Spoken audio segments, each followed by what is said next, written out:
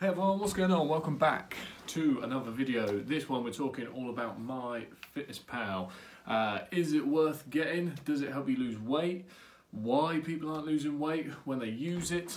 And much more. So stick around to the end of the video to find everything you need to know about MyFitnessPal. If you haven't already and you are new, do hit the subscribe button down in the corner so you don't miss any tips like this. Also, you can get all my workouts as well. If you do enjoy it, give it a thumbs up. But let's just dive straight in with the video. So we're talking MyFitnessPal, and the main question everyone wants to know, does it help you lose weight? The fast answer is yes, it does. Okay, if you haven't already, do go and download the app because it is going to help you lose weight. It's helped me lose weight, clients lose weight, friends and family lose weight. It is a fantastic app. Okay, so if you haven't already, do go to the App Store, download it, phone or tablet. Super easy to get started, and it's going to help you a lot. All right. This doesn't mean though it's going to guarantee you the results. Okay, which kind of leads me on to my second question of why you may not be losing weight using MyFitnessPal. That's because you're not being accurate enough with it. Okay, this is by far the biggest problem with the app. It is fantastic, but this is the biggest problem.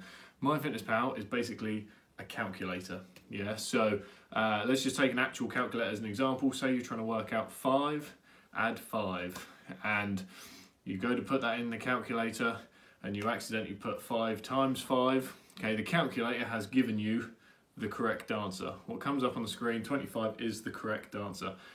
Because you don't know any better, you think it's right and you accept that as the answer. It's exactly the same with MyFitnessPal. Yeah, whatever you put in, it is going to tell you what you've put in and how much you've got left to eat throughout the day. That doesn't necessarily mean that that's actually correct. It just means that what you've put into MyFitnessPal is telling you is correct. Yeah, so accuracy is absolutely key. I'm going to show you with a quick demonstration why. We're going to use a banana. Okay, so I've got MyFitnessPal here on my tablet. I've got my banana. I'm going to eat this in a second. All right, I'm going to put this in as breakfast. Yeah, so I'm going to go onto MyFitnessPal, search for banana. Right, now before we do this bit, what will you do in the comment section below? What type of banana do you think this is that I'm about to read out off this list? So I've searched for banana, I've got these results come up. We've got the options of banana, large banana, banana maca, banana fresh, med banana, yellow banana, don't go eat green bananas, another banana 100 grams, banana pequina, banana in brackets 1, banana in brackets G, large fresh banana, peeled banana. I mean, what animal is eating their bananas unpeeled, just diving straight in, crazy. Another banana Argentina Lou, and sorry, that's a totally different thing, FDA banana medium. So, which one of those is this banana? It's hard to tell because to me it just looks like a banana. To you it probably just looks like a banana. But between all those that I just read out, the lowest calorie intake on one of them is 80 and the highest is 120.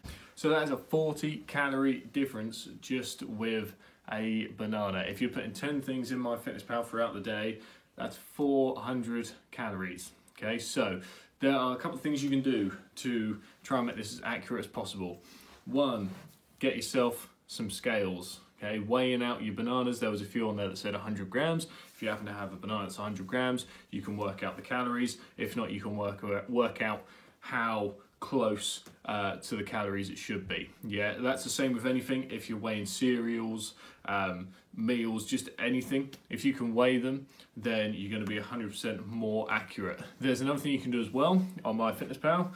If you go onto it when you try to add some food, up in the corner, up here, there's a little barcode section. Okay, when you click on the barcode, it's going to come up with a camera for you to scan all the information from the food that you're eating. So again, that's going to be 100% accurate. You know that what you've eaten has gone into MyFitnessPal and it's converted all the values straight over. So those two are really good of making sure you get everything accurate. The next thing you want to do is always overestimate what you're putting on MyFitnessPal. So if you go for the max amount of calories, you know that if you're still under your daily goal at the end, that you must have eaten less calories, okay? But you can start to see now how you could quite easily accidentally slip over the daily intake by total accident.